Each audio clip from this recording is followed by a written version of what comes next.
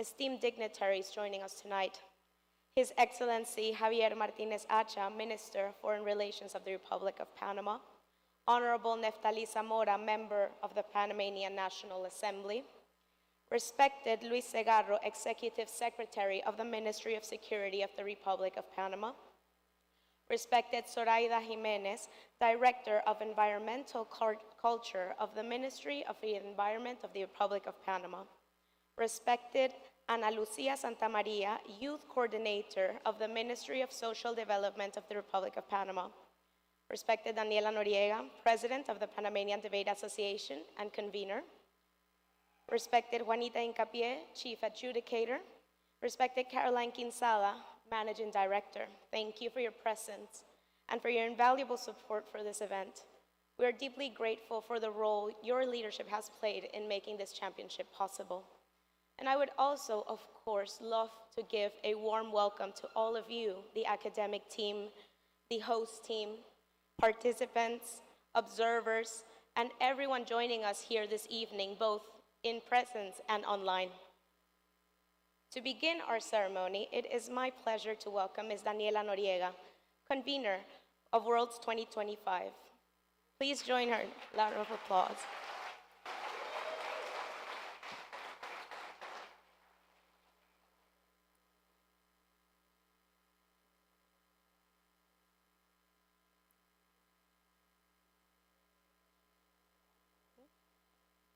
Good evening, everyone. As I stand here in the precipice of the conclusion of Panama Worlds 2025, I am filled with immense pride and gratitude, and even a little relief. This has been, no lie, an incredibly challenging week, a week that has brought together some of the sharpest minds, boldest arguments, and most inspiring individuals from every corner of the world. This has been a truly historic moment for Panama, a tournament led by 5 women, most of them all Latin American, bridging the gap between the LATAM circuit and the WDC community. Before I delve into reflection and thanks, let us take a moment to appreciate the incredible memories we've created together. We've lived moments of passion and of anger, joy and fear, triumph and failure. We've welcomed the year with minds more open and hearts fuller of diversity, knowledge, friendship, and dedication. Amongst accessibility issues and financial strife, Panama Worlds has been as much of connection as it has been about resilience, as it has been about competition. This tournament, however, has not only been about fostering critical thinking and debate, it has been an opportunity to demonstrate the impact of debate on a larger scale. At ASPADE, we believe in debate as a tool for building not just exceptional debaters, but also empowered individuals ready to shape the future of Panama and the world. Hosting Panama Worlds 2025 is part of a broader vision. By bringing events like this to Panama, we are not only elevating the competitive standards for our debaters, but also enriching our country's economy and reputation on the international stage. Much like the impact of Spanish Worlds Semude in 2023, this event has strengthened Panama's position as a global hub for intellectual exchange. None of this would have been possible without the unwavering support of key allies.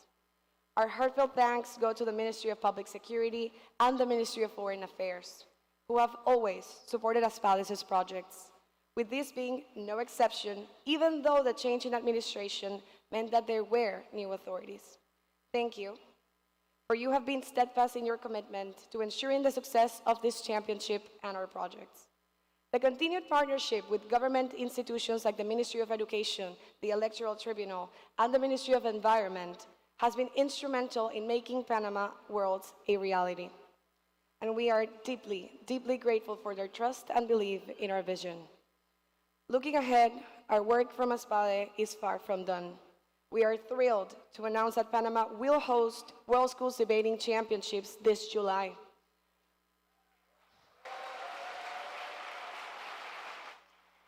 We hope we can count on your continued support to make that event just as impactful as Panama Worlds 2025.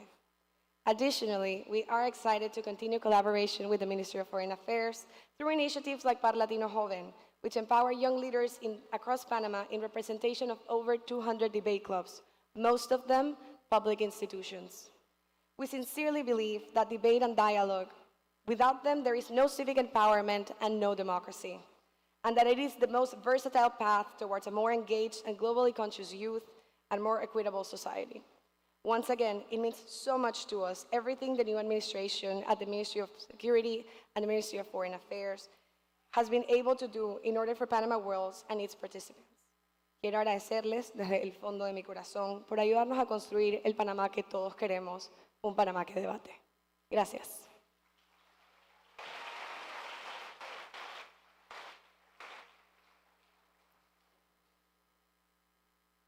Thank you so much, Dani. It is now my distinct privilege to invite His Excellency Javier Martinez Acha, Minister of Foreign Affairs of the Republic of Panama, to deliver our keynote address. With over 27 years of experience in finance and investment, Minister Martinez Acha has managed global corporate portfolios with great success.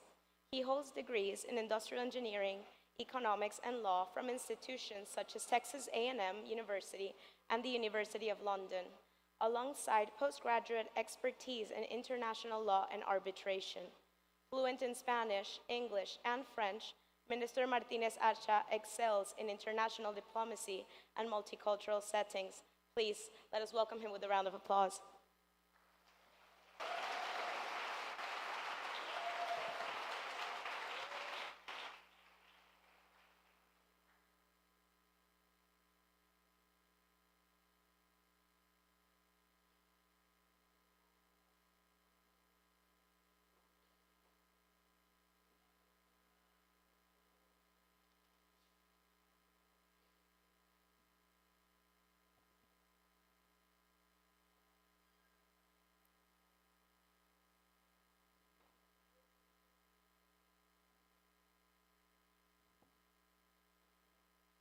Good evening, everybody. I am the Minister of Foreign Affairs, but I don't like protocols. All my life has been in the private sector, but 1 year I was the head of intelligence of my country, 20 years ago.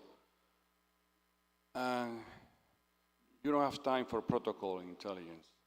So I try to give diplomacy the efficiency of the private sector. I have to be sincere with all of you. So far, in 6 months, I have been before great audiences, United Nations, the OAS, head of states, a king, and many others. But never in my life with such a competitive and talented group of young people. Congratulations. I was told to prepare some ideas so you could be inspired, if I can say that. So let me be very, very sincere. I am going to talk to you as a friend. So lend me your ears and don't use your iPod for the next 10 minutes, please. What can I say? Debating is essential for our society. We need to connect the real interest of our world with reality. We need to relate the current affairs that affect everybody to try to find solutions. We find many challenges as a society. The artificial intelligence is a challenge itself. The environment, the critical thinking to change society, music, or even sport. You don't know, but we debate every day. We debate even in social media, in platform. but we need to debate to find or to promote solutions to the huge problem that humanity faces to date. Right now, I understand that you come from many countries on the 5 continents. It is essential to promote a debate of democracy, the type of democracy that we want. Of course, we need to adjust to the times. We need to adjust to the necessity of each country, but always, always, the only road to find solution is within democracy, within tolerance, and with the participation of everybody. Nobody can be excluded of trying to find solutions to the problems of each of your nations. Debating is a very safe space. It has an environment where everybody needs to be respected and valued. The topics that you present in debating with your peers should be your sincere opinions. Your reasoning should come from the conviction that what you are praying is what you believe. And why? Because you need to leave an impact in society. Don't be afraid, because of your age, to try to leave an impact. Today in Panama, we have a great generation of young politicians that have won elections and have a prominent space in the National Assembly right now. And their story, I was learning backstage, probably started here debating. Here we have a senator, diputado. So it is essential that you young ladies and boys consider that the life ahead is a constant debate. And you will take real decisions after debating. So I invite everybody to participate in debating in school, in universities, in your neighborhoods, even within your family. I debate with my 4 children, and I have to tell you, I lose most of my debate with my 4 children. Don't ask me why. Essential. What you're doing here, during your preparation to be here, and from now on, you are building your critical thinking. You are teaching us, you are teaching yourself to analyze information, and very important,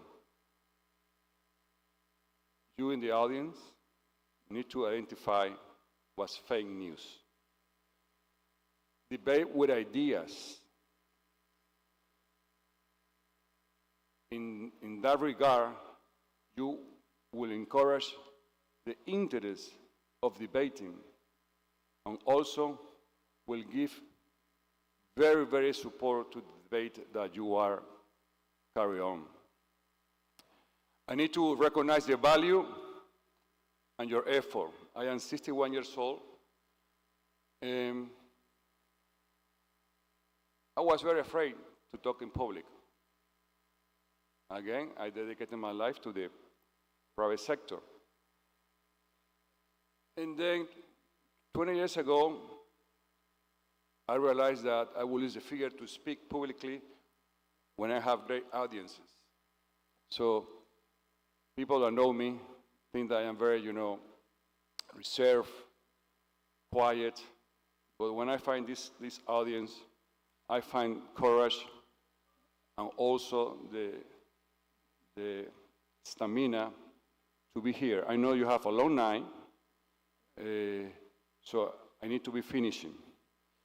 But you will find reward in your participation in all debates, where the public, in your private life, in your business, or your company, you need to contribute.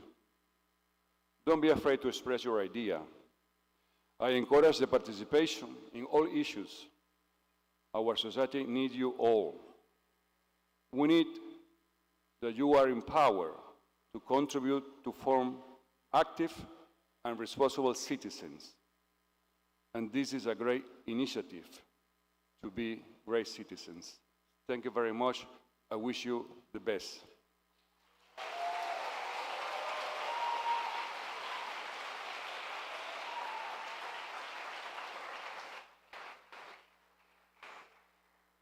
Thank you very, very much, Your Excellency. Now we will have a few words by respected Luis Segarro, Executive Secretary of the Ministry of Security, the Republic of Panama. Please let us welcome him.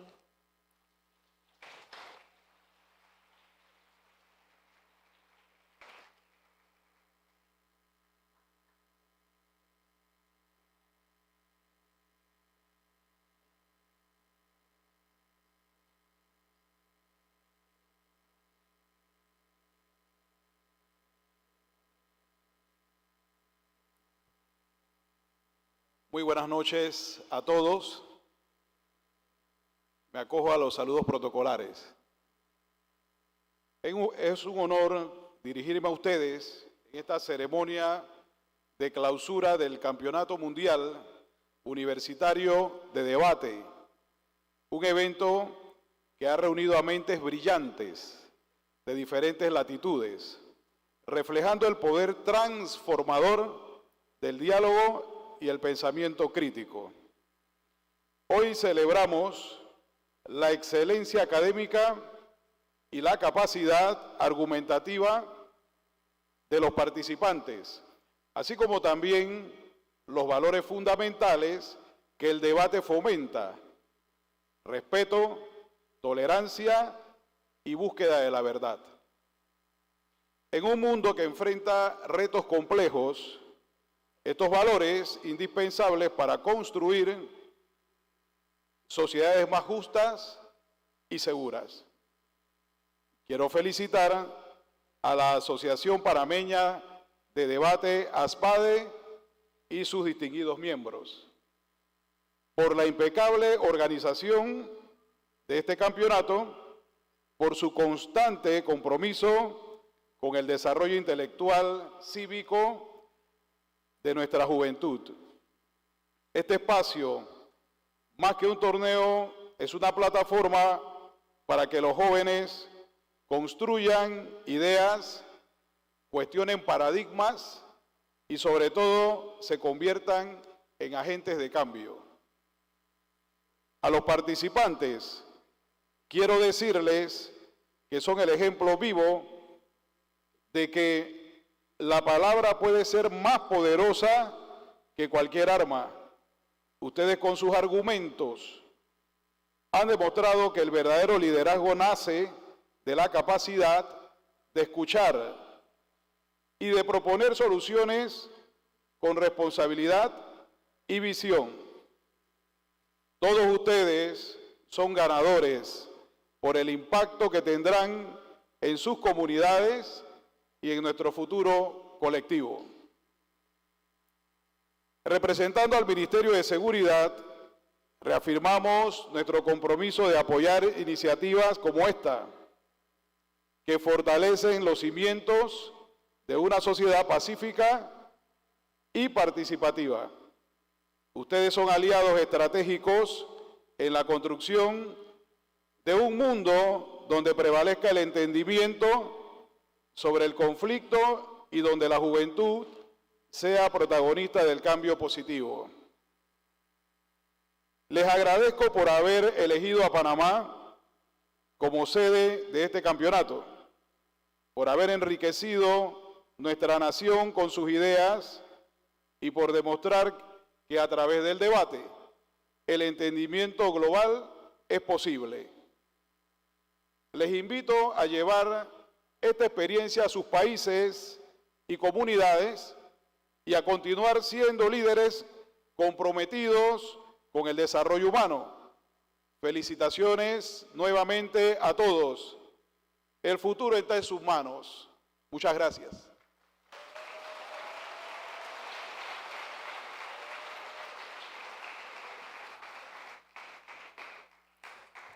Thank you very much, respected Luis Segarro. With this, we conclude the protocolar element of today's final. We would like to thank all speakers and dignitaries that have joined us today. We are still in prep time for open finals teams. We will continue with the open final once teams have made their entrance. See you soon.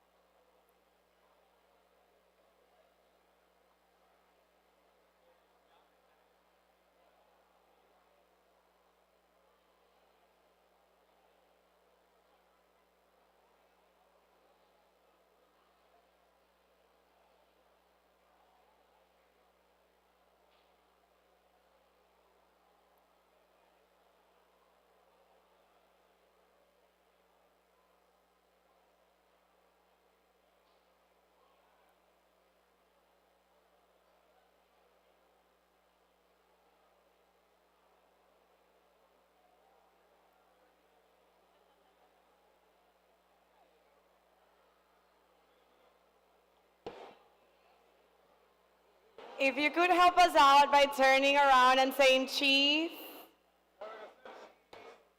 They're taking a selfie for those of you who want to turn around and say cheese.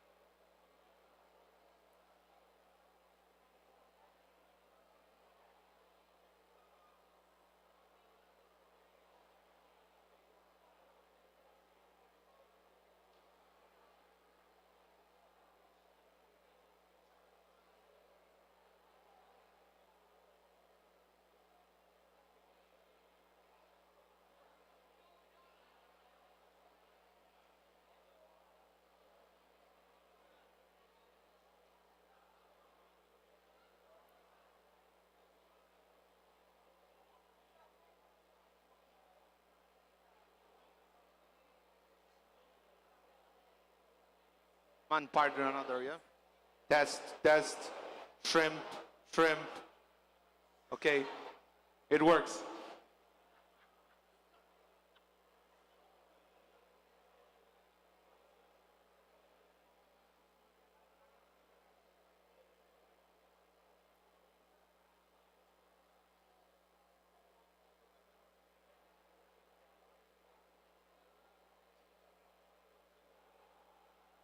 Is this...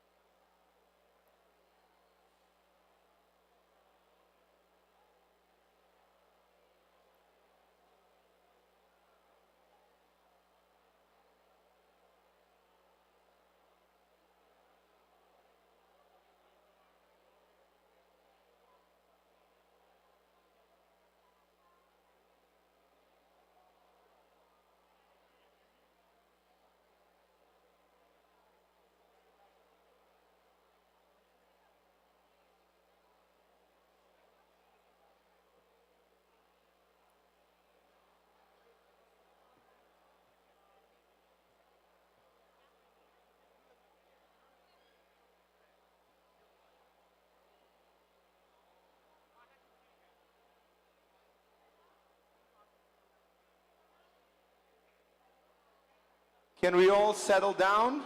The finals is soon about to start. Shrimp.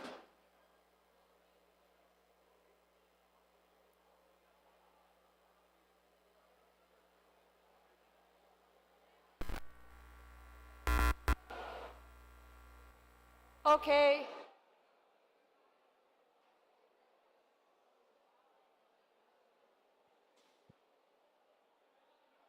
Settle down.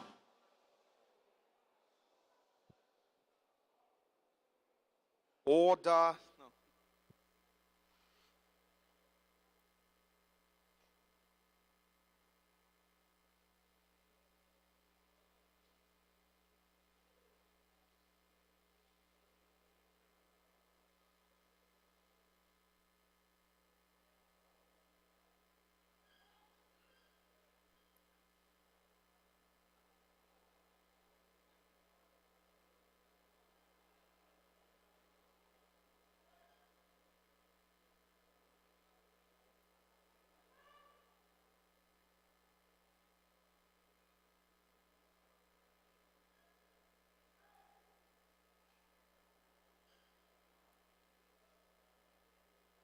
Okay, everybody, we are very happy to start our open grand final, and for this, I give the floor to our grand finals chair, Milos Marjanovic.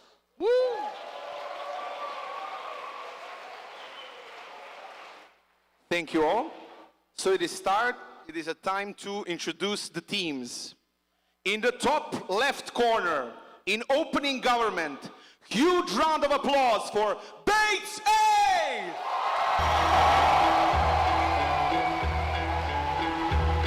Yeah, the people they won't leave. What is threatening about divesting of one piece? The problem isn't the protest, it's what they're protesting.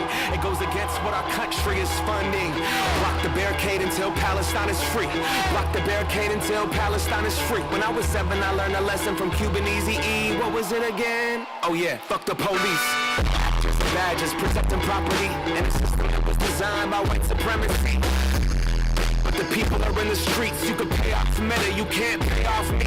Politicians who serve by any means. Ain't fee and all the companies. You see me so here, I'm ready to land of the free. But this generation here is about to cut the strings. The band TikTok take us out the algorithm, but it's too late. We've seen the truth, we bear witness. The mothers and the children and all the men that you murdered, and then we see how you spin it. Challenging them from the land down under, in opening opposition, we have Sydney B!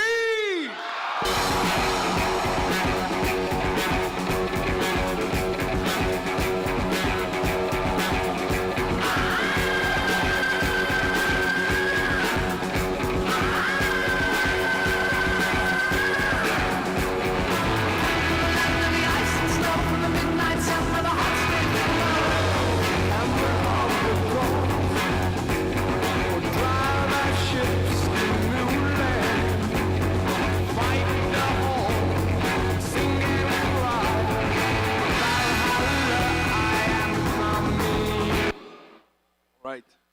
Nice song. Striking from the bottom left corner, in closing government, we have Dartmouth A!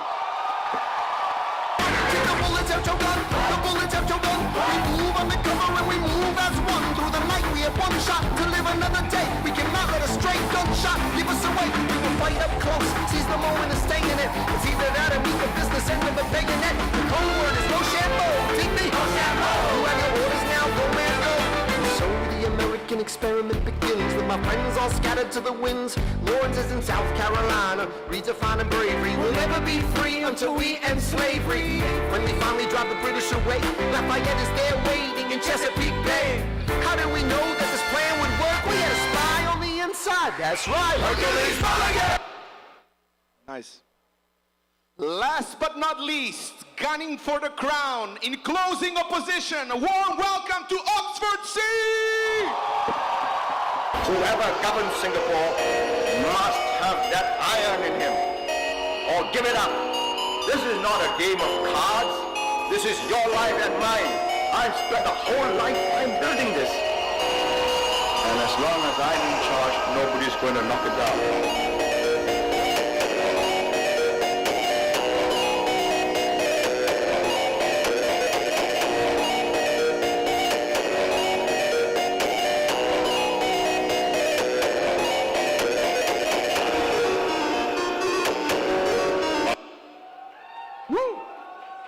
Hype.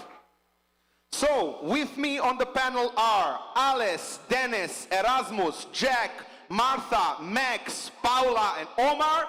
My name is Milos. I'll be your host today, and we are ready to start. Now, to the sadness of many, the finals is not about the shrimp.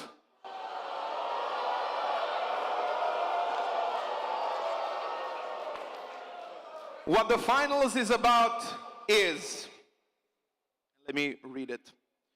This House supports the shift away from the traditional left-right spectrum in the politics of major democracies. Thank you very much.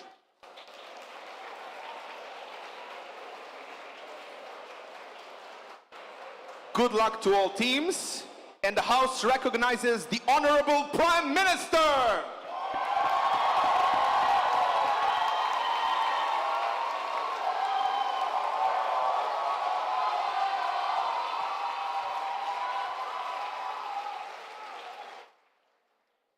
Am I audible?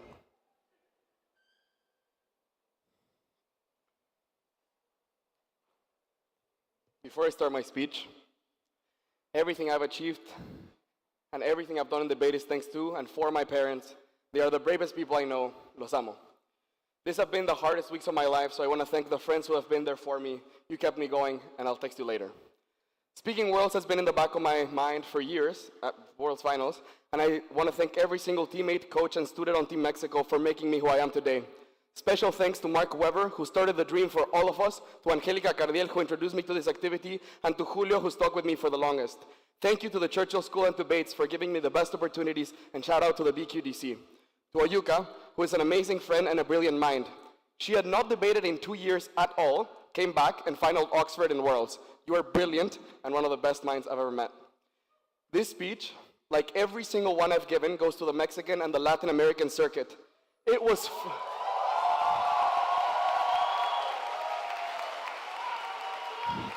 fucking hard, but we made it. We're here, and we had representation in every single final. Finally, there are grounds to believe a genocide is being committed in Palestine. Over 9 million people have been displaced, and tens of thousands have died at the hands of a regime that has no regard for human life and international law. Standing with Palestinians is a moral obligation we all have.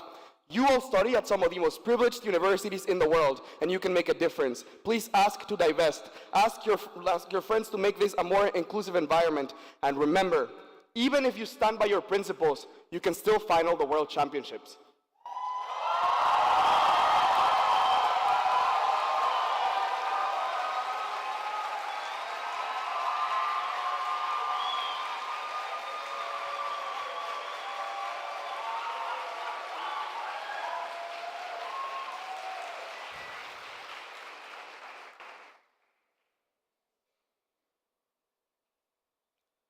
For far too long, populations have been failed by politicians and political groups that through the veils of identity politics have told them that they are represented when in reality they are not, when in the vast majority of instances, some policies contradict the very thing individuals believe their party represent, and when in many instances it is about a dichotomy which lies to you, strips you of your taxes, and instrumentalizes you to put politicians in office that do not represent you. Or you and I believe that the shift that we've had, where individuals are, number one, rejecting their affiliation in many instances to particular like sides of the political spectrum, i.e. I am not necessarily a leftist or a right-wing, but I'm rather like an issue voter, for example, or I believe that climate change matters, or I believe that abortion matters. Still, you can obviously have a history of voting for a particular party because you might prefer the particular politicians or the policies, but not to be affiliated fully or for this to decrease over time is what we support. So what does this look like? Yes, first of all, it looks like less identity politics. It looks like having more things in the middle. In fact, it's having more types of identification within political parties. It's the fact that people within the left, for example, or within parties such as the Democrats in the United States say, I do not work in the same way that others do. I am not a traditional leftist politician because while I do support, for example, abortion and the environment, I just believe that we should be fiscally a little bit more conservative. And the same is true across the other side of the aisle. So it is more specific representation. It is also more parties because I think that when you have more like of our discourse that says it is not just the left and the right, people who have been historically abandoned by the political establishment, like female parties, like indigenous parties, are a lot more likely to arise. I come from a country where where the SZLN, an indigenous group from an indigenous community from Chiapas, who had been taken out by the political establishment, who wasn't allowed to join the political forces, for far too long believed that they just couldn't be represented because it was something that only people who looked a certain way could participate in, or only people who historically had for example, like a trajectory with the Catholic Church could participate in. But saying it is no longer that allows for more individuals to enter in the first place, and I think this is more democratic. Most importantly, I think that this looks like past elections where individuals, for example, in Mexico or in the United States, have rejected particular political parties, and in interviews to politicians or in democratic debates where they get to ask politicians, they say, I do not have an affiliation to a party, but I just want to know who the fuck is finally going to solve climate change, who's actually going to help me with abortion. The first argument I'm going to make is that this is a lot better and creates a lot more incentives to reach across the aisle. Because note, one of the main reasons why governments aren't ever formed, and why in many instances there are government lockdowns where you literally don't have a government for fucking days, and the country has like inflation, and the country has many issues that have to be resolved, or security issues can't be addressed, or not necessarily just not forming government, but just not compromising across the political spectrum, is when you believe that within your party there is a historical thing that you have to do. And I think this is a lot more likely to happen on opposition side, when you believe that historically we never vote in favor of abortion because we are the historically right country, such as PAN in Mexico, or such as the Republicans in the United States. But I do genuinely think that when you identify that this is possible, you are, number one, a lot more likely to reach across the aisle, which is good for voters, but it is also better for social discourse. Because I think one of the biggest issues is that when you go to have a meal with your uncle during Christmas, or when you're actually building politics in your university, you reject individuals from the other side of the political spectrum because you believe that they represent a whole host of different things that they might not necessarily represent. Individuals, for example, who were abandoned by Obama because they were not giving the appropriate economic policies, but who do support actually having climate change policies, but they are consistently pushed out of universities because they are not woke enough, or the opposite being true, right? Where I just think some individuals, on the left are not allowed in some positions of power, in corporations, in financing, for example, because they seem to be representing different things. I envision what will happen in 5 to 10 years, which is that the youth is no longer as affiliated to political parties. It is about specific issues, and I think identity politics falls. This is broadly what this debate starts to do.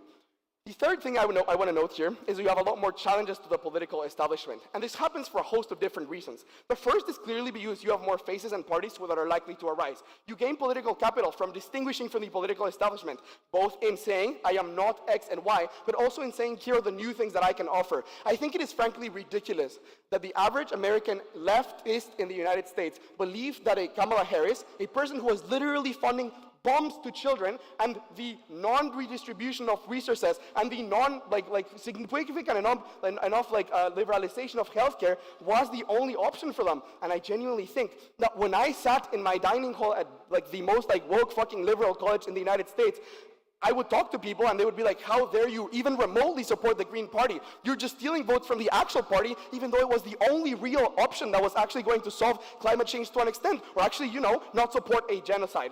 All I'm trying to say here is individuals have a lot more incentives of pushing politicians to become a lot more like voting and whatnot. And maybe opposition says oh, these parties just divide the vote and that's why Trump won, for example. That is just empirically not true, and I think everyone knows that. But also I think most importantly, I think what ends up happening is that on yours, in these types of instances, the Democratic Party has to go more to the middle. So the end goal of this is you also have less radicalization. Instead of you tapping into the things that you as a political party or politician identify as the most representative of the political party, you go towards the middle, which is more representative of individuals, less radicalizing. I think it's better for democracy.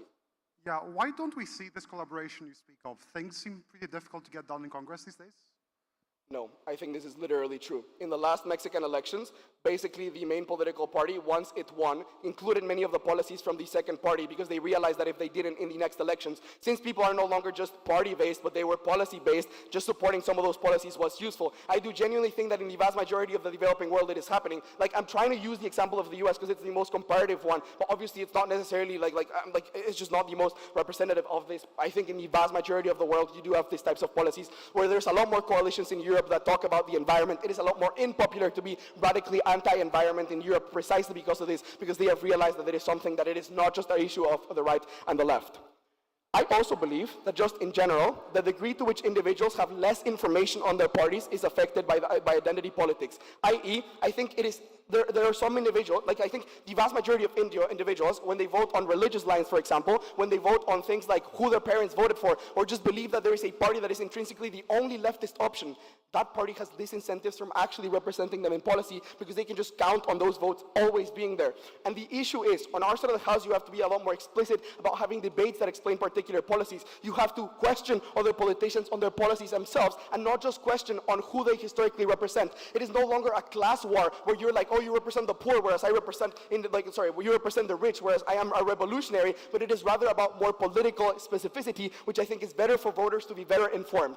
At the end of this debate, you just have to remember from opening government that this is not a full shift in the political environment. All we require to win this debate, or it's not like everyone is doing this, but that there is a continuous diversification of ideas. There is a lot more diversity for individuals in terms of options, in terms of preferences, and I think that is what matters the most. We are incredibly proud to propose.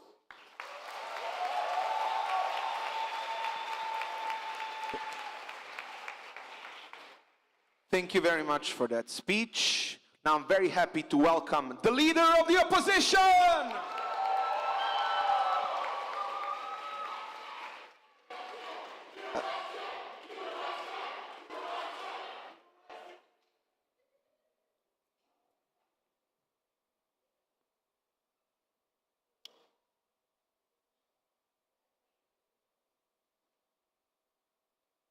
The greatest battle that politics ever fought was against poverty. It was against the crushing blow of hunger, the crushing blow of homelessness, the slow death of uneducation, of illness, and of hopelessness. That battle liberated millions of people across the developed world and the developing world from those conditions. But it is a battle that is unfinished, and because of this shift, it will remain unfinished. Because this shift has meant a shift from primarily economic positioning around the political axis to primarily social ones that do not achieve liberation from poverty, and social ones that do not even achieve their own ends. I'll first explain setup, then I'll explain why this led to the abandoning of the working class, then I'll explain why this was very bad for social change, finally I'll talk about stability. First on setup, the most important manifestation of this shift has been a shift from primarily economic-based positioning, that is where both parties defined themselves around being left or right, pro-redistribution or against it, towards positioning on social issues. That is because of educational polarization, because elites took control of both parties and oriented themselves around cultural issues. That shift has involved the deprioritization of economics. It's why Biden and Trump largely agree on tariff policy. It has involved the prioritization of social issues. That is the kinds of things they describe. Things like the rise of women and indigenous parties in Mexico, the rise of immigration as a key issue in Germany and France, the rise of Hinduism as a key issue in Indian politics, the rise of indigenous rights as the polarizing issue in my country. That is the primary shift of this debate. Why has this shift led to the abandoning of the working class? Firstly, this is by far the most important part of this debate. The working class should matter most for three reasons. Firstly, numerically they are the majority. Compared to every other minority that will be discussed in this debate, the working class constitute the vast majority of most countries. Secondly, oppression on all axes manifests through class. Oppression on race, oppression on sexuality, oppression on gender manifest themselves through access to class, access to money, access to wealth, access to education. So redistributive policies help all of the groups that are described in this debate. But thirdly, because class is a fungible term, class is something that you can change over time. And that means everyone believes it's your fault if you are poor. Everyone believes it's very hard to unionize. It's not like something you can identify in everyone else. It's not something you can see in the color of another person's skin. It is a fact that's about yourself, that you believe often because of internalized classism is your fault. So, why did this norm lead to the abandonment of the working class? For three reasons. Firstly, it took away an enormously important way for the working class to mobilize and vote for parties that supported them. It led to the decline of parties like Labour parties, parties that supported things like unionization, supported things like redistribution. You can observe this empirically in the rates of unionization and the rates of inequality, which have increased as this shift has taken place. And you can observe it in the fact that these parties are ones that are easy to access if you are someone that is low information, if you are someone that is tired after a long day at work. Sure. These are the kinds of parties you can join. And maybe they say these parties are imperfect, but the parties that were replacing them are certainly worse. The parties of the Republicans, the parties of the BJP are far worse for redistribution. Secondly, the existence of a leftist party created an incentive for the other parties to position themselves around the middle class. That is, if you cannot win the poor's votes, you must win the votes of other groups in society. So rather than the perverse American-style elites work with the poor, you had a positioning around a middle class and a positioning around poverty, which meant both sides were ultimately advocating for things like upwards mobility, that cross-vested, that benefited one another. Thirdly, because economics shifted from and was no longer at the forefront of politics. People no longer thought about economics as the primary goal of politics. Focus groups are no longer conducted on the way to best analyze how voters responded to economics. People no longer conducted studies on which economic policies would be the most successful, because politicians knew the positioning around their rights, positioning around abortion, positioning around democracy was far more important, far more able to win elections, far more likely to matter in the minds of voters, which meant they no longer thought about economics as a mechanism to change. Yes. Despite this rhetoric, the Tories just suffered their worst electoral defeat in a century because British voters were enormously dissatisfied with their mismanagement of the British economy. Clearly, working-class voters still have strong incentives to punish incumbent parties that mismanage the economic situation. Certainly, they obviously have incentives to punish parties whose economic policies underperform. But the problem is that is no longer at the forefront of the debate. That is no longer the thing that is primarily discussed. For the reasons that the opening government team set up and the closing cannot knife, this is a debate about social positioning. It is a debate about the role of women and indigenous minorities in parliament, their role as representatives of politics. That is what this shift has encompassed. Why is this shift enormously bad for social change? Firstly, because it has led to polarization on social issues. Whereas in the past, many political parties engaged in forms of consensus building. That is, for instance, both Republicans and Democrats supported immigration as a social policy because it wasn't really debated. It wasn't really the focus or the crux of their debate. Now it has changed. Now social issues are the focus of political debate. That has led to three things. Firstly, forms of sporadic violence are far more common.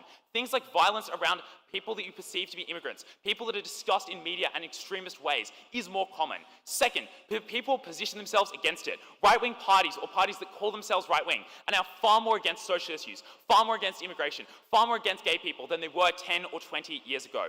Thirdly, it makes them seem like elite issues. These issues are less compelling to other people because parties that are identified with the elite are now the ones pushing social change. They're now the ones advocating for social change. Secondly, this is bad for social change because this shift has encompassed a shift towards extremism. There are three reasons that is the case. Firstly, there's a broader spectrum of politics. That is, there are many more ways you can position yourself on a social axis. They don't line up neatly. Whereas almost all economics lines up on the line of do you support redistribution or not. Things don't line up neatly on an axis of do you support gay marriage or immigration. Those things are causally unrelated. So there are far more parties in politics. Secondly, it's far easier to bullshit you about politics. An enormous amount of what people believe about social issues comes from social media. It comes from their feelings about society. But policy is far more based on statistics. Even if TikTok is bad, there still needs to be statistics on those TikToks to convince people. Thirdly, in many cases, this has led to a shift towards ethnic and religious messaging. In India, this shift away from left-right positioning did involve a greater prevalence of Hindu messaging in the messaging of both the BJP and the INC. Finally, this shift has led to enormous disruption. Necessarily, as this team countenance, this shift was a disruptive one, and do not devalue the value of stability in these countries. Firstly, it provides investment stability. When you know that countries are likely to be stable over time, that the change in political power is likely to be stable over time, that there will not be new parties popping up, that is when you're certain your investments will stay. You're certain you can negotiate with both parties, which creates wealth, it creates generation.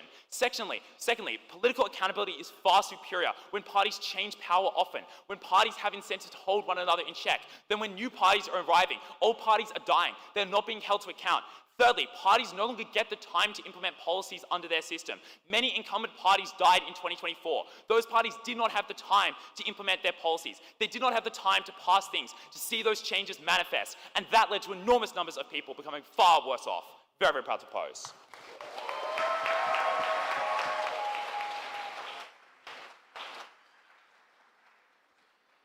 Thank you very much for that nice speech. And to continue the government case, a warm welcome to the Deputy Prime Minister.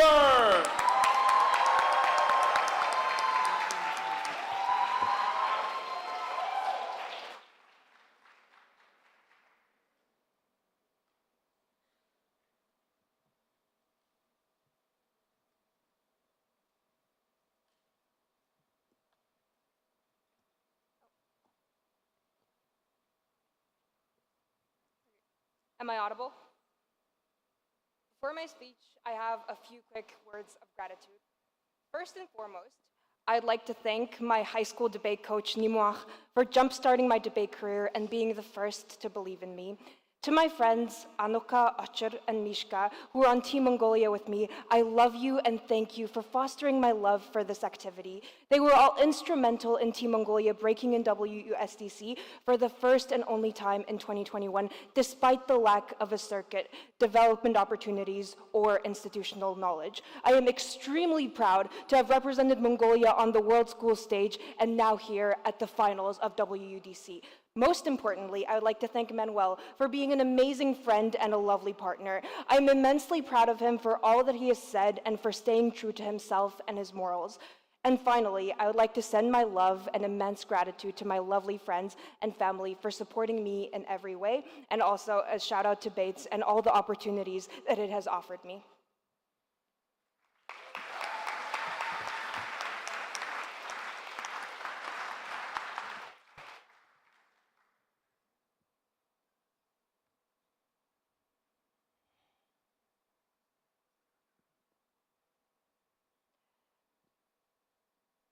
Opening opposition's case is dependent on the fact that there are certain people in our world who have economic interests that will not be voting on those economic interests. We're going to flip that on their side for 3 reasons. First of all, on our side, if this is the most important issue for you in a democracy, it's actually extremely unclear why this is not going to be the most proximate issue and therefore the most top issue on your ballot. And secondly, now on our side, you actually have a diversity of choices. On their side, what you force them to do is have the one major party or 2 major parties that tell you that your culture is directly tied to the party and therefore the economic policies of that party as well. On our side, we maximize the choices you have, because not only do you have one Hindu nationalist party that claims to have these set of economic policies, you also have another Hindu nationalist party, another Hindu party that defends a certain other set of economic policies that may be more beneficial for you. And therefore, since you fulfill the fact that you are able to meet your religious priorities and also your economic priorities, we are far better for these people on our side.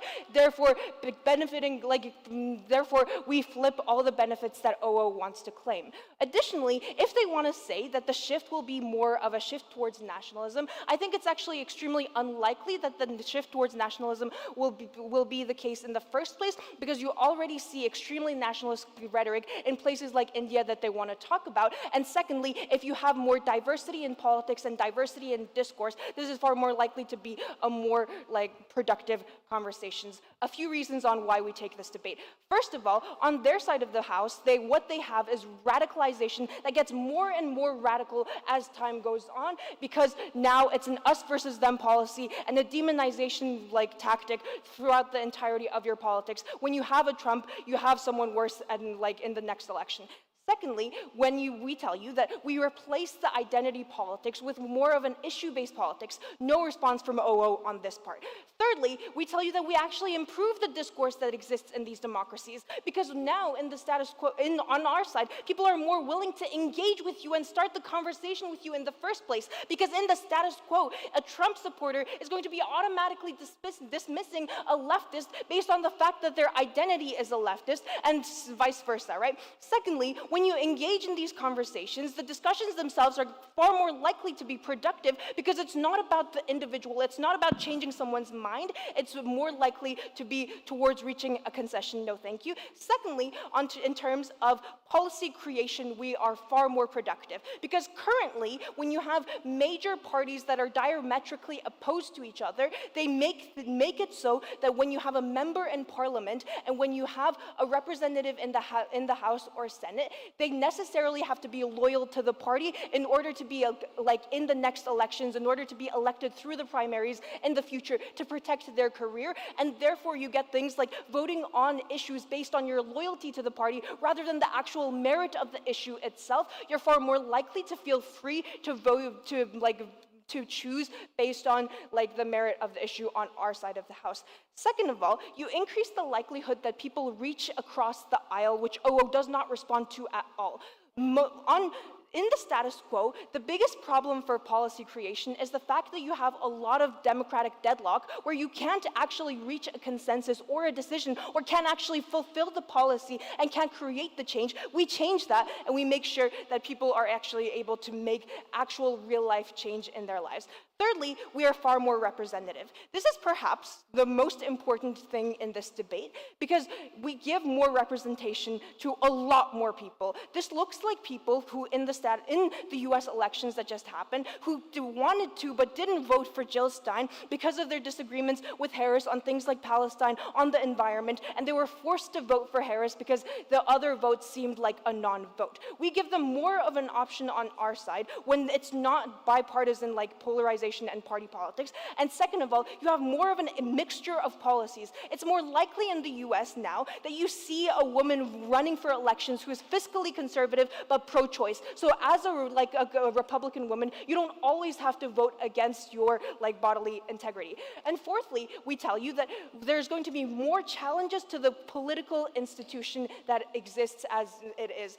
Why is this important? Because the current political institution in places like the US, in the West in general, they have historically marginalized certain communities, and these disenfranchised communities now have the opportunity to have a party that is willing to capitalize on them and represent them in a previously unseen way. And therefore, this is something you care a lot in this debate because these are probably the most vulnerable people. Before I move on, I'll take a PR from closing. What is the point of discussing social issues? The point of discussing social issues is to create change, and on our side, we are able to do that best. Why is that? We win on a few things. Firstly, we win on the fact that we create more change and progress, and we make that easier for 5 reasons. Firstly, senators are not voting on party politics. You're voting on the actual issues, and therefore the democratic deadlock is broken. This is perhaps the most important, because even if opposition can talk about the fact that they may care about good policies, if they don't prove that they actually get those policies passed, they cannot win this debate. Secondly, we tell you that you are more able to reach concession that isn't dependent on your party. And thirdly, you're more informed on your particular policies because you care about the issues rather than someone like Trump telling you that I represent you because I am part of the people. Fourthly, we tell you that we have better discourse on our side, which leads to people being more likely to be empathetic towards each other and discussing each other's needs. And we also have less polarization, and which means that parties are able to cooperate with each other more. Lastly, and most importantly, we give you a more representative democracy in which people have more of an option when you actually want to create change. Why does this matter? Because on our side, what we prove to you is that we actually create change on the ground, and when we create this change, it reflects the needs of the people the most, and it reflects historically disenfranchised people. Also, what this creates is that you create less political violence. If people feel as though their voice is represented, and if they don't have to resort to extra legal measures to make sure that your voice is represented, you're far more likely to be trusting of the political establishment. We give a lot more people the agency and voice. Very, very proud to stand in OG.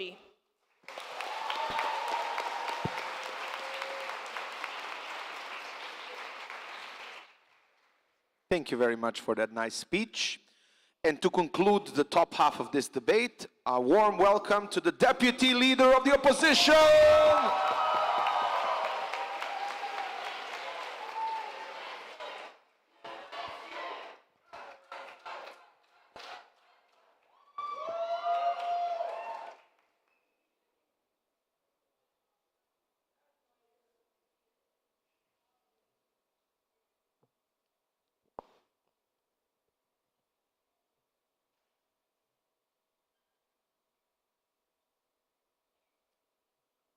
When Narendra Modi puts Hindu nationalism at the front of the BJP's policy platform instead of economic development, that is bad.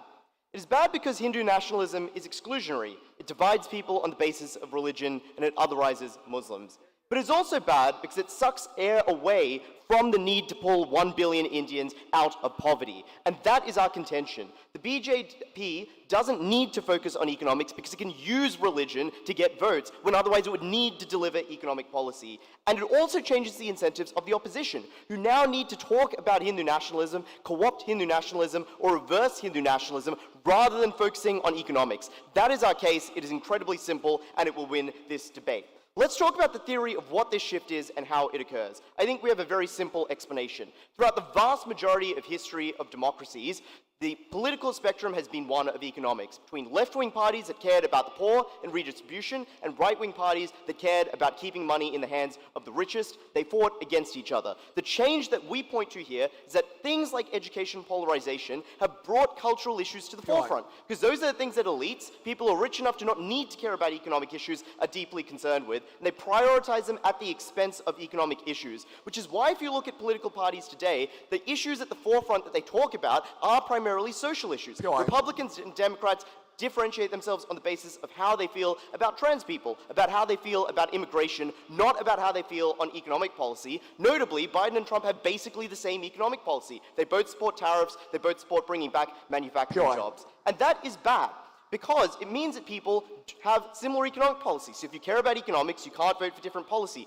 But it also means people care less about economic policy, because you're told the issues that matter are social issues instead of economic issues, which makes it far harder to care, to mobilize, and to do things in that direction. Closing government POIs us and says, well, you know, the Tories were voted out in England, so clearly bad economic performance still matters, and economics hasn't disappeared. The problem with that is, firstly, consider the counterfactual. How bad did the Tories have to fuck the economy in order to get voted out? They had to do Brexit, and then Liz Truss had to come in and literally torpedo the Guilds. Like, obviously, comparatively, they would have been turfed out far sooner. Secondly, though, we would point out that the reason it was so hard to turf the Tories out is because everyone was so worried about immigration, they didn't care about the economy being fucked. But thirdly, Labour's economic policy is not very different from the Tories' economic policy. Rachel Reeves basically abandons any form of real redistribution and only does minor things like maybe adding VAT to you know, private school attendance, which doesn't really do anything. It's precisely our argument. They're so busy positioning themselves over social issues, they don't get to do the important stuff. Let's talk then about social issues, because opening government says social issues are really important, so maybe if there's more discussion of it, it's good. The problem is social issues and economics occur in very different ways. Economics is zero-sum, which means it's a constant battle, and it's one that must be waged at every time. But social issues do not work in that way. Having a party advocating for social issues is not actually particularly useful. Think about the way we get change like gay marriage. It's by activists on the ground convincing people, changing hearts and minds. And the addition of a political party not only doesn't help, is often counterproductive, because that form of signaling is what locks people in. It's what polarizes people. It's what makes them think, I am anti-gay marriage, I am a Republican, I will never vote in favor of it, when on our side, those activists are far more likely to be seen as non-partisan, to reach across the aisle, to make that case to far more people, and convince far more people to go on. And the same is true for climate change, the same is true for indigenous rights, the same is true for every social issue. You don't need politicians on one party on board, you need to convince hearts and minds, and once you do, both parties will get on board, because they have incentives to want people to like them, and if one party adopts it, and it's not political, the other party will adopt it, so they don't lose voters on the basis of that particular issue. Which is why on our side, you see social issues converging towards the majority opinion, and activists are far more effective at advancing social causes. The long arc of justice bends in the direction of opening opposition there. Finally, we point out, though, that there's just a large amount of distraction on their side. Politicians can position themselves on social issues and never have to do anything. Saying you're pro-gay marriage, but you can never pass a gay marriage policy because you're only one party, wastes a whole bunch of time doing nothing when you could have been advocating for policies that would actually make people far richer. Secondly, this team says compromise is important. That obviously occurs anyway. Firstly, moderation is very popular with voters because it allows you to appeal to a broader set of voters. Voters tend to be normally distributed. You want to be towards the center for reasons suggested by median voter theory. Secondly, empirical examples. Think about how Clinton and Blair in New Labour and Third Way moderated in order to win after the Democrats and, the Labour had been out of power for a large amount of time. Think about how Bush in 2000 wins because of compassionate conservatism. We're not going to build conservatism on the backs of the poor. We're going to moderate on economic issues. So those kinds of things occur anyway. Voters love bipartisanship. It occurs anyway. They say you can't reach across the aisle. It's harder on their side. There's more aisles because there's more parties under their understanding. Those parties are smaller and more ideological, so less willing to compromise because they define themselves around their position taking, so they don't change and engage in the way that this team needs them to, so they don't get compromised. Finally, weigh this against stability, which is a more important question, and they lose on stability, because they say they want to shake up the status quo. They say they want to challenge the institutions. That creates instability. More parties creates instability, because it's harder to form coalitions, it's harder to get agreement, particularly when you disagree not just on economics, as you might on our side. Maybe there are 5 parties with different economic views, but they're on a spectrum, and you can ally with the ones closest to you very easily. Now you disagree not just on economics, but on a myriad of different social issues, not all of which align in any one way. So it's hard to get politics. And that matters for the reasons we tell you. It means less business confidence. It means less capacity to implement policy. It means less accountability, because low information voters don't know what's going on. They don't understand multiple parties. They don't know what's happening when parties change. Closing.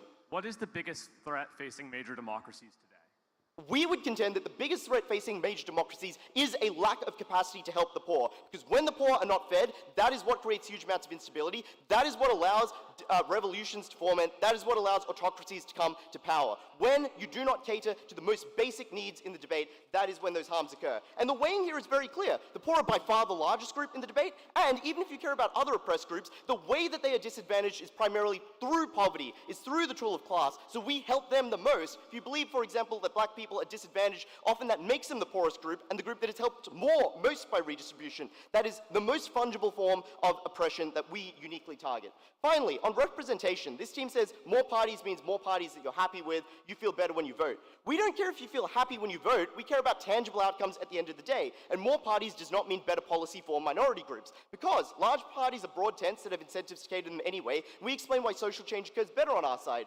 Coalition agreements mean that those minor parties have to compromise anyway, and often just lose out on being part of those coalitions. And representation for one minority group is countered by a party that is opposed to that minority group. These parties are niche, they struggle to get anything done, they struggle to really represent people. Maybe you feel a bit happy about voting for them. What we care about is that food goes in people's mouths. What we care about is that the poor actually have something to help them.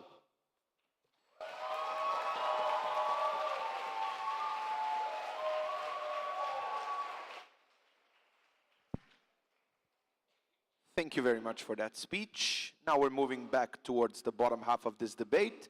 And to introduce us to the bottom half, a warm welcome to Member of Government.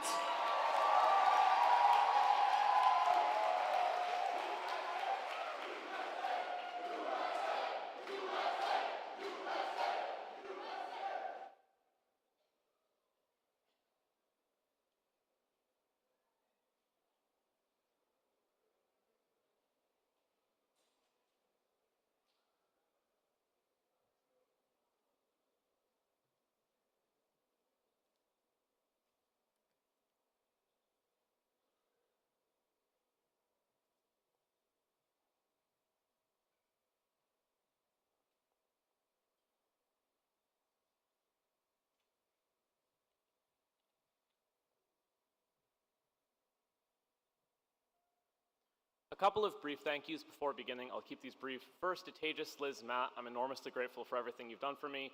To the many people who've supported me on my journey, Sophie, Beasley, Julia, Waji, Manuel, Yuso, Team Mexico, my parents, Connor, Kate, the entire Dartmouth team, thank you all so much.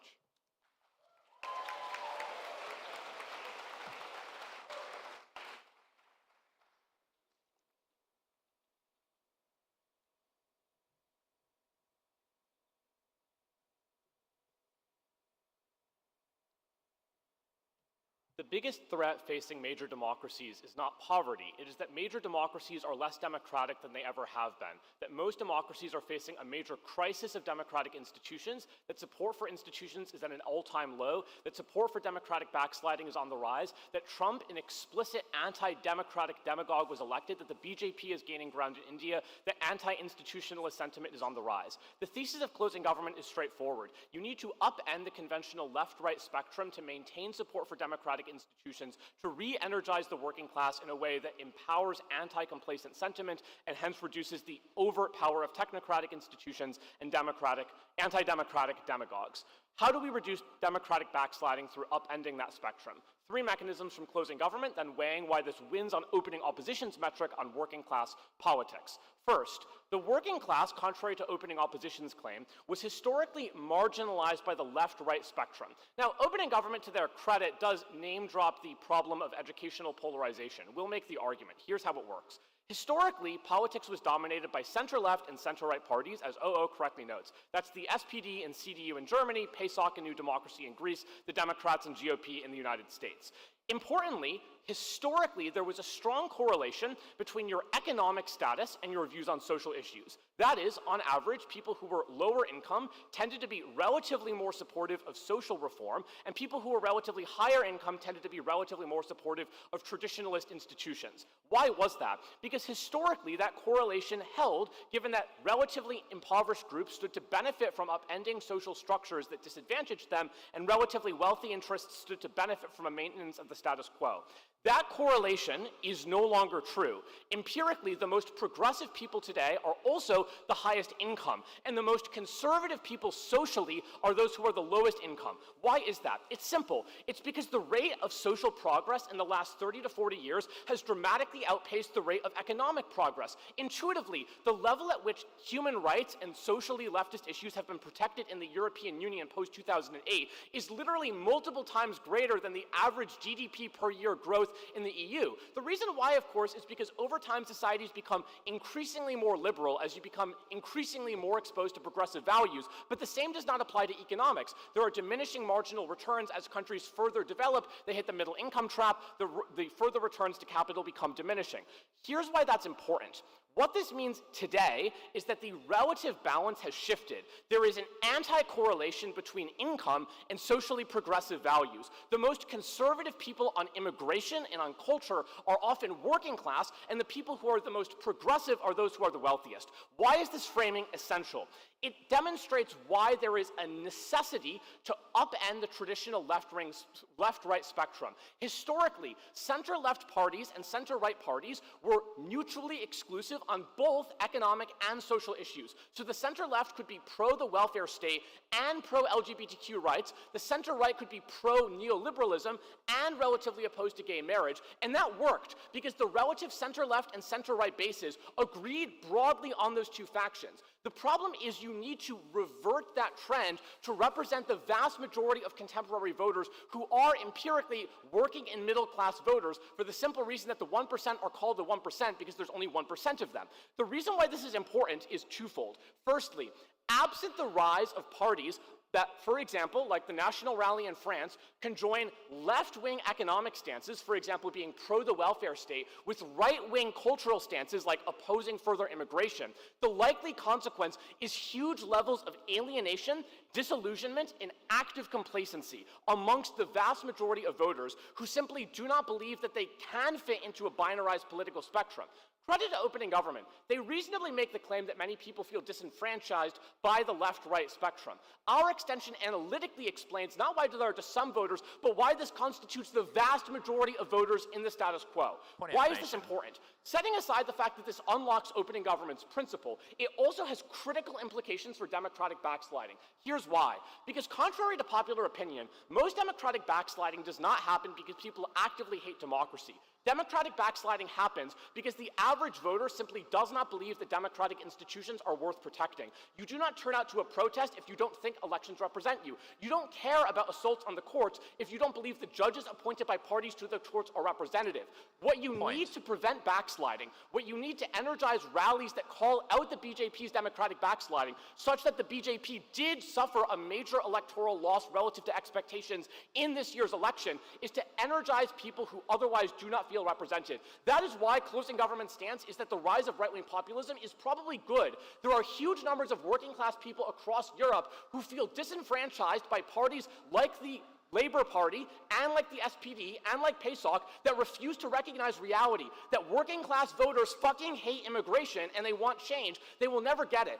The way that you get people to care again about democracy, given that democratic backsliding trends happen on both sides, is to unlock that side of the political spectrum. Before I move on to our second mechanism, OO. Yeah, this shift away from traditional left-right spectrum wouldn't sorry, it doesn't matter if there's an anti-correlation between social views and economic views when you prioritize economic views and social views are not politicized because you can just have social change outside the political spectrum. No, because you obviously, the last premise is intuitively untrue. You obviously need legal protections for a wide range of social issues, for example, protections for abortion rights and so forth. But more importantly, people do care very deeply about cultural issues because they're often tied to their identity. For example, a huge number of people are often pro-life in a way that is tethered to their religious conception of the good life, which is why you necessarily cannot compromise and why you need parties that are both left-wing on economic issues and right-wing on cultural issues. Secondly, on technocratic backsliding. A major crisis facing major democracies is that the vast majority of policy is no longer controlled by democratically elected politicians. It is controlled by judges, by bureaucrats, by technocrats, by international institutions like the European Union. Why has this happened? Because the convergence of center-left and center-right parties and the historical dominance of those parties gave rise to a neoliberal consensus. The fact is that Clinton and Reagan were in many ways identical in their views, for example, on financial regulation and the role of the state in the economy. The problem with dominance of center-left and center-right parties is that both parties stand to benefit from outsourcing ever more control to non-democratic institutions because they converge broadly on a range of economic and social issues. But this fundamentally subverts democracy by reducing the capacity for democratically elected officials to make critical decisions about whether women can access the right to abortion, about whether tax rates should be higher or lower, about the extent to which regulation occurs. We fix that under our side of the House by challenging that conception as OO concedes. Because we prevent the greatest threat to democracies, proud to win from closing government.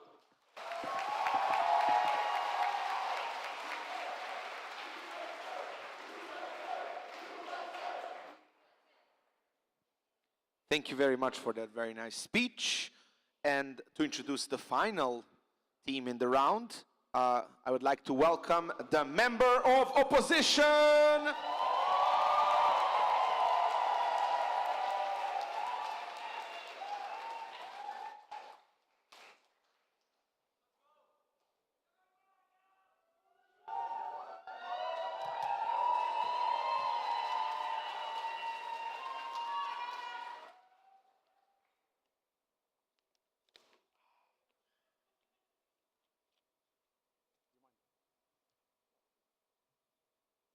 All right.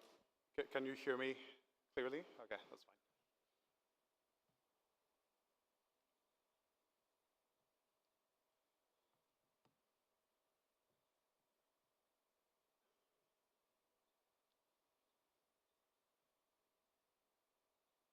I really hope you won't immediately stop listening, but Francis Fukuyama was right. We did manage to reach the end of history, but we managed to squander it. We live in a time where we waste our precious political capital discussing non-issues, being distracted in terms of faithfulness and in terms of targeting groups that often have the same interests as ours rather than genuinely advocating for our own interests. What I want to do in this extension is I essentially want to win the characterization clash. I want to explain to you why the sorts of positive sources of differentiation that government bench discuss are actually being trumped by the negative sources that opening opposition wishes to bring in this debate. Before that though, I wish to bring three pieces of framing. The first one is that the left-right spectrum still regularly features multiple parties with differentiation between them. Crucially, it's possible to have different axes along which parties are left or right, be it the economy or be it on social issues. But also this means that you have a genuine degree of choice and accountability between those groups, especially because it's very clear where it is that they're able to win voters from one another. That is, the center-right criticizes the right wing precisely because those are the voters that you can flip over. On their side, it is far more difficult to exercise this type of accountability when it's not clear who your voter base is. And therefore, this makes political conversations worse. The second piece of framing, however, is that the left-right balance can shift over history. 150 years ago, I would have been considered a radical, if not insane, for wanting to give women the vote. And the thing is, this is not the same as crossing across the aisle. It still is the case that you have parties genuinely disagreeing, but it means that a lot of the things that were considered left are now considered commonplace, even by parties that support the establishment. But the third and important important piece of framing is that life for the longest time continued to get better. Yes, the financial crisis, yes, this and that, but what I want to note is that since the rise of the alt-right, since these new politics that have been introduced, we have seen living conditions degrade for many individuals. We have seen rights get lost, and we have seen rates of social inequality increase more and more as time goes on. And this is exactly where the extension comes in. I'm going to prove to you why it is that basically this new politics that I want to introduce you is largely a facade. Why it is that the social issues you're solving aren't genuine, and therefore proving how it is that you harm those groups. Why is this true? Two main reasons, one. The first one is that it's far easier to cause moral panic on social issues. This is precisely because most individuals have a far weaker understanding of the economy or of broad and complicated concepts, be it inflation or international trade. The easiest way in which you're able to agitate individuals is to convince them that there is someone out to get them. And the thing is, for most people, this doesn't even need to be true. That is, if you can convince middle-class individuals that, trans women entering women's bathrooms is a problem, and that this is more important than, the class disparity between the rich and the middle class or the working class, that is precisely when you're most able to persuade them. The second reason, however, is that the hateful content that people see is unavoidable. And this is very important because of the pipeline effect it has on individuals. And I want to be very clear what it looks like. Because yes, you may initially be willing to scrutinize the things you see, but the problem is that when you do go online and you constantly see this content, when it's around every corner precisely because it's what you're most likely to click on, exactly because it's something that appeals to your sense of morality, to your sense of safety, to your sense of well-being, what happens is you stop questioning. You eventually surrender yourself to what this content has to say to you. And the problem is that is when people have stopped critically reflecting on what it is they're being exposed to you. What I want to basically now prove is why it is that this hateful content actually isn't productive. The first reason is that minorities are definitionally minorities. And therefore, it's the case that the majority of the content you'll see generated will be targeting those groups insofar as on either side of the house, they don't have enough of a voice to push back. That is, when you have the majority of society telling you that these people are harmful, that is what is going to dominate the online narratives. The second reason, however, is that I want you to question who it is that these cross-party populists are. People like Meloni, people like Bolsonaro in Brazil. The reason that these are going to be overwhelmingly politically negative is precisely because they're most able to control the funding that is in the interest of to basically support those parties. That is, who is it who wants to distract you from the real issues? The people who have the most to gain. The people who have the money and who don't want you taxing it. And this is true for two reasons. The first one is that money controls politics. How many advertisements you can buy, how much lobbying you can do, basically controls what politicians say and how many people see that message. Therefore, the side that aligns with big business interests will be the one basically getting most of this money. But also, secondly, they just don't have an incentive to genuinely solve these issues for you. They want to continue keeping you angry because you don't vote for these parties because you genuinely believe in them. Rather, you vote for them exactly because they make you angry in this manner. I'll take a POI from opening, please. The lack of questioning occurs when you assume that certain economic positions are intrinsically tied to social ones. People in Catholic and Muslim countries have voted against their own economic interests because they are told that it is intrinsically anti-Catholic or anti-Muslim to redistribute. This is what we prove in opening government. They don't respond to more of this in WHIP, but I think my framing already defeats this, basically. Let me do some impacting. The first problem is the direct and accelerating degradation of political systems. And this is because a political system isn't just about a set of formal rules. It is about the interaction of parties within those systems. This looks like the cohesion when your party can caucus and have discussions on issues. This looks like essentially having the ability to govern in an effective manner insofar as you have long-standing mechanisms, insofar as the party has a reputation to maintain and there is consistency in what the voter base expects of your party. You have been in government before and you are someone who basically shows your ideas to the people who vote for you. Not the harm then on their side. On their side of the house, it is when you see like these broad tent coalitions that opening government treats with rose-tinted glasses but lead to the repeated collapse of the French government, basically, where you try to compromise on far too many ideas instead of being able to reach common ground. But more importantly, you divide people. And this is true for a very simple reason. You basically make people feel alienated. Because note what the prerequisite is to the genuine political conversation they want on government bench. You need to feel safe within your beliefs. You need to know that you exist within a community that supports you and that you're not the only one who bears those ideas. The problem is that when you feel like what you're expressing or voting voting on the fringe, the moment somebody else questions you, you feel on edge. You go on the defensive. And this is precisely when you lack this high degree of confidence within the political system or within your beliefs, that you are far less likely to engage in these conversations or hold yourself accountable to them. Note the comparative on our side. We don't motivate people by anger, we motivate them by hope. We tell them that the system works and has provided for you. Yes, things are imperfect, but things have, can, and will continue getting better insofar as you work with us. Parties aren't perfect, but we think they're far more accountable than what you get on the alternative. Importantly, we think that parties are better when they're merely seen as occupants of government. We don't want these short-termist, single-issue politicians, and we think you uniquely get good political engagement on our side, and for all these reasons, I have never been prouder to oppose.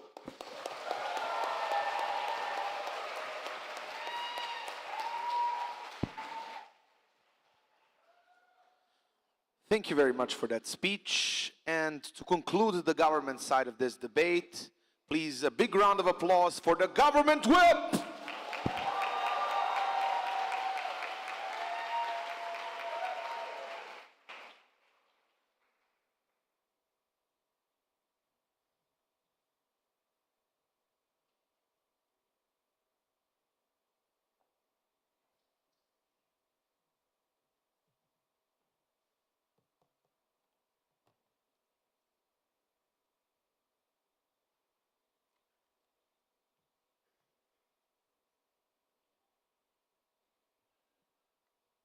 Can I be heard?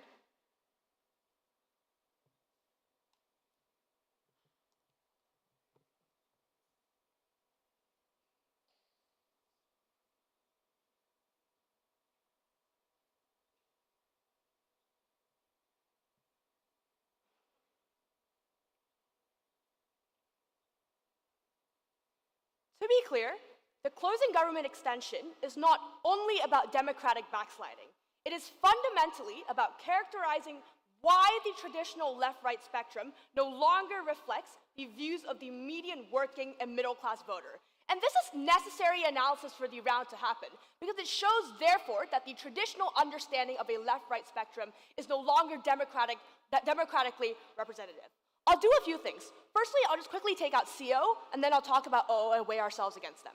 Firstly then, CO. I think the two main lines they come up with is, firstly, there is still going to be differentiation in the left-right spectrum, so you have center-left, center-rights, far-lefts, far-rights, which often mean there is still a level of multiplicity when it comes to policies and ideology. For one, obviously this is comparative, it is still likely highly rigid because often you have to work within party lines in many countries. But second, let's actually flip the argument. When parties can only compete within the left or right-wing spectrum, they are more likely to radicalize on their side of the house because they have to appeal further to the left and further to the right-wing basis. Why? Because often the far left and far right within these parties, those who hold the most extreme views, often are ones who have lots of power. They're often the ones who have the loudest say. They often are the ones who are more like to veto and not be willing to horse trade if you do not pander to their views. All of this means it is actually far worse on their side, because actually having a left-right spectrum gives rise to people on the very ends of it. It often disproportionately weighs their voices louder. That is far worse on their side of the house. The second thing that CO says is, but the politicians that rise out of a break of the left-right spectrum will be politicians who are bad. Those who have lots of power, money, resources, they are politically negative, they actually don't really want to solve issues that people face on the ground. First, let's actually flip this argument. For one, the center, left, and right dominance traditionally has favored powerful institutions. Most center-right parties in Europe have ties to the church, IECF, the CDU in Germany. The rise of new parties is what actually creates opportunities for disruption. This is evident in the status quo. That's why often political campaigning by Trump, who actively shows that they're favoring the working class and breaking through traditional norms of what the left and right have traditionally stood for, are people who have become immensely politically appealing in recent years.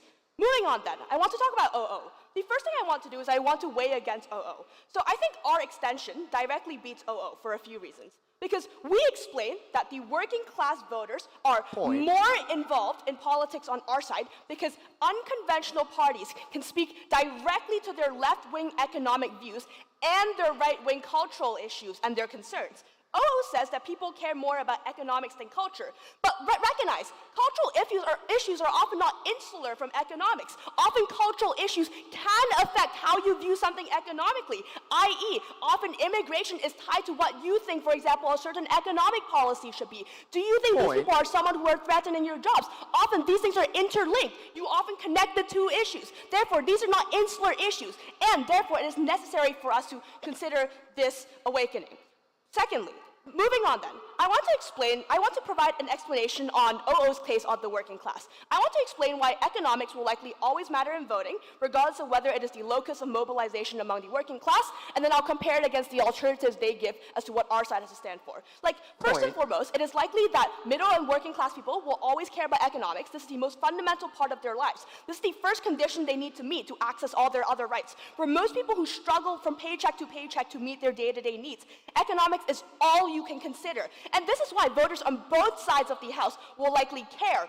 But here's what's the important part. It is not to say that everyone who is disenfranchised has to act as a monolith when it comes to economic issues, that single mothers who want maternity leave might not meet the same set of economic policy as the middle-class worker who now will fall into a new tax bracket and want something else. And it is precisely because the poor and the working class, who were previously viewed as monolithic voters, are now, shocker, can vote differently, which means that parties across the aisle are now forced to the table to introspect and reconsider what policies they want to craft to better represent voters on our side of the House. But second, flip.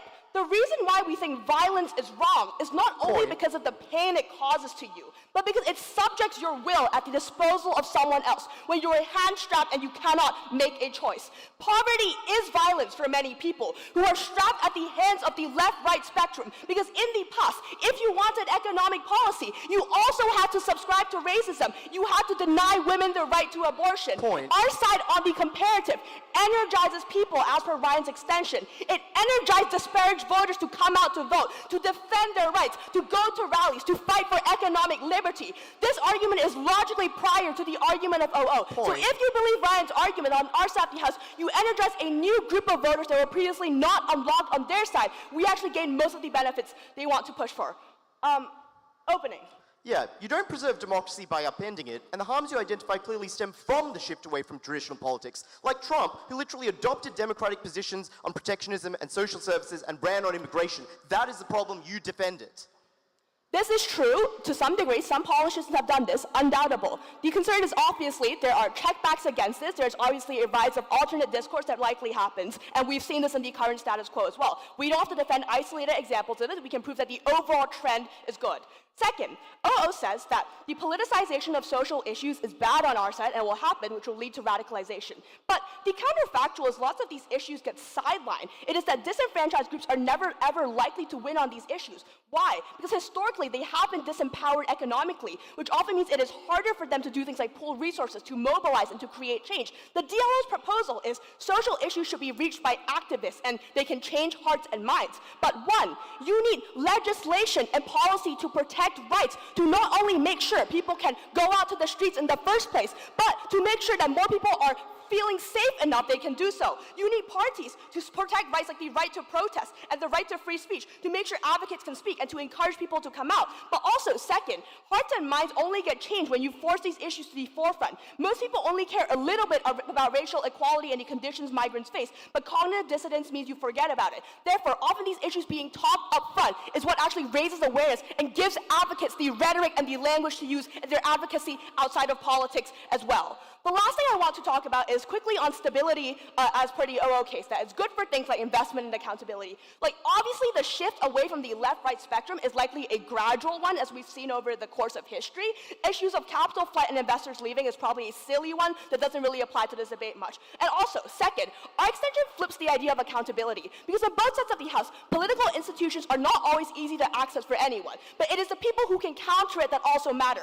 We explain to you why on our side of the House, people are far more empowered to do that. They're far more empowered to protect democracy. Very proud to propose.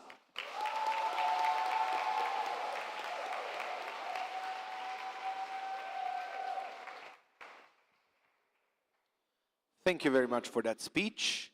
And now for the final speech of this whole tournament, Please have a warm welcome to the opposition whip.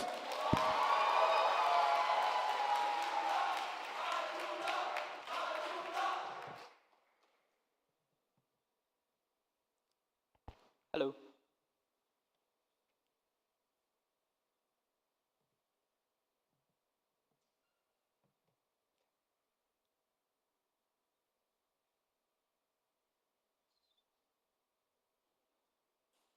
It doesn't matter how representative a government is if that government cannot achieve anything.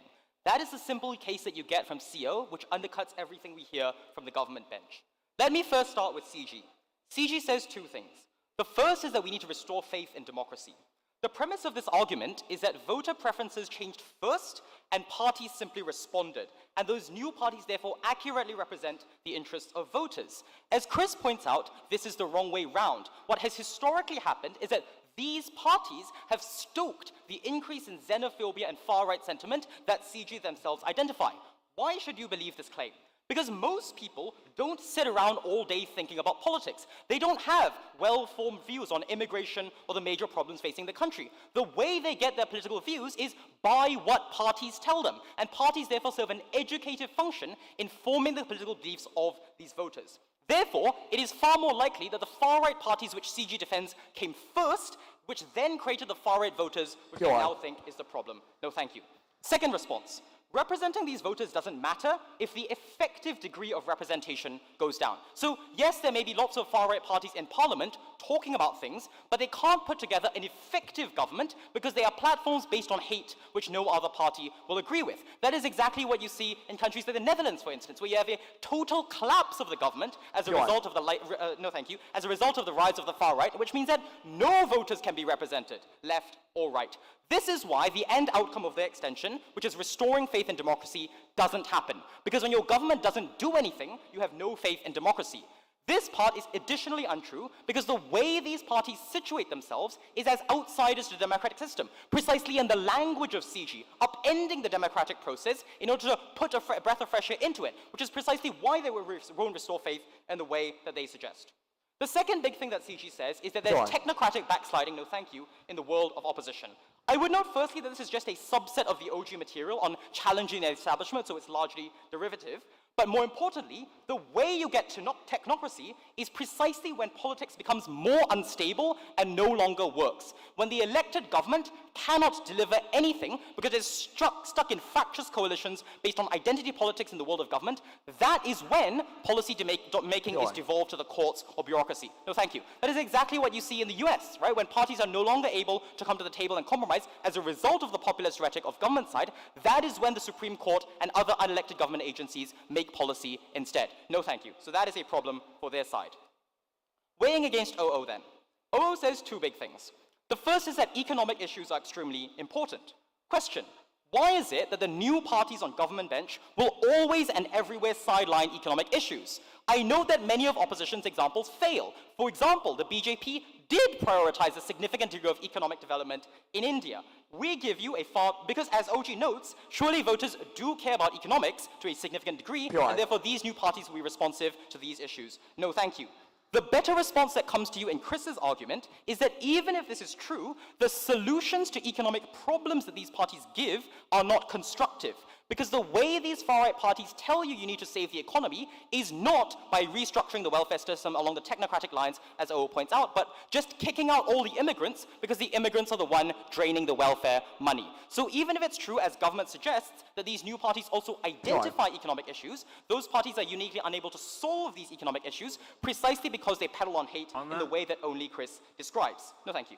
The second issue with OO is that they don't prove why left parties on our side of the House will continue to fight poverty in the way they describe. So a large part of the argument is missing, right? They say parties on government side don't deal with economic issues, but the second part to prove why left parties do this is missing. I would note empirically, a large reason why these parties rose on government side is because center-left parties first abandoned the working class, right? It was first the case that the Democratic Party ran towards the middle, or New Labour occurred in the UK, and then you got the rise of far-right parties on their side of the House. No, thank you. So it's not necessarily clear why these parties continue to fight poverty on our side. CO's case has a far lower burden. We don't necessarily need to prove to you that the left-right spectrum as exists in our counterfactual world will do all of the good things that opening opposition suggests necessarily. All we need to prove is that the structural incentives of those parties means that they are less likely to peddle in hate, xenophobia, and the other kinds of rhetoric that Chris describes to you. No, thank you. Let's talk about what Chris gives you. The framing I would give for Chris's argument is that democracy and its survival as a political system and not just a collection of rules is prior to everything else, right? If the democracy no longer functions, then none of the voters can be represented. CG says a few things to this. The first thing they say is there is more radicalization on our side when you only have the left-right spectrum. I would note that it's true you can run to the ends of the spectrum on our side, but there are no votes there, right? The reason these are fringe positions is because they are ones in which voters don't exist without the political realignment which only exists on government side of the house. No, thank you. The second thing they say is that people outside the establishment are the ones who push these policies on their side. That's precisely the problem, right? Chris shows to you why the only way in which people outside the establishment can enter the political arena without backing from, for example, major donors or other political parties currently is to peddle in hateful rhetoric, blame immigrants, and all those kinds of things. Opening. In India, the only option for an opposition party that cares for the minorities or for the millions of disregarded farmers by the BJP seems to be anti-Hindu nationalists, so you do not succeed. Only the shift away from this, where you have more fractions of individuals who can in fact go up that, can be a solution for the ways that we described that CG doesn't weigh against and that you don't at all respond to. Yeah, so the point is that it is only seen as anti-Hindu nationalist in your world when Hindu nationalism comes to the fore, which is precisely the problem described in Chris's speech. What is the counterfactual on our side, and why is it that establishment parties don't peddle in hate in the way we suggest? They're systemically less likely to do this because they are more subject to things like the public sphere of media regulation, right? When The Guardian or the BBC calls out a major party for engaging in hateful rhetoric, that is much more likely to stick because that party has been around for far longer, and it can't just simply run away to a new party. That's why party loyalty, contrary to OG and CG, is a good thing, because people who have loyalty to the party are more likely to hold it to account, right? The people who hold the Labour Party to account in the UK are precisely the strongest Labour supporters. They are the ones who criticise it and tell it when it's going in the wrong direction. What does OG then say? OG says you need to compromise. OO's response is you won't compromise because issues are important. Chris's extension proves, even if you get compromise, it is bad compromise. We shouldn't be compromising with the AfD in Germany or Eric Zemmour in France because that just drives us to the far right. And compromise gives you a less functional government because these coalitions are much more likely to be fractious and unstable. Finally, when it comes to social issues, they are likely to be accepted on our side when they gain large social traction, and otherwise there's no solvency on their side. For all of those reasons, oppose.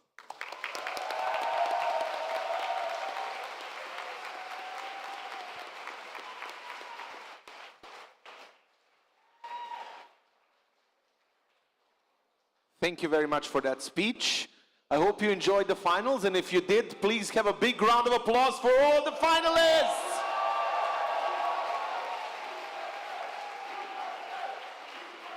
We said all of the finalists, guys. Good luck to all teams. Cross floor, shake hands, go outside, and see you at the socials. Thank you. Yikes.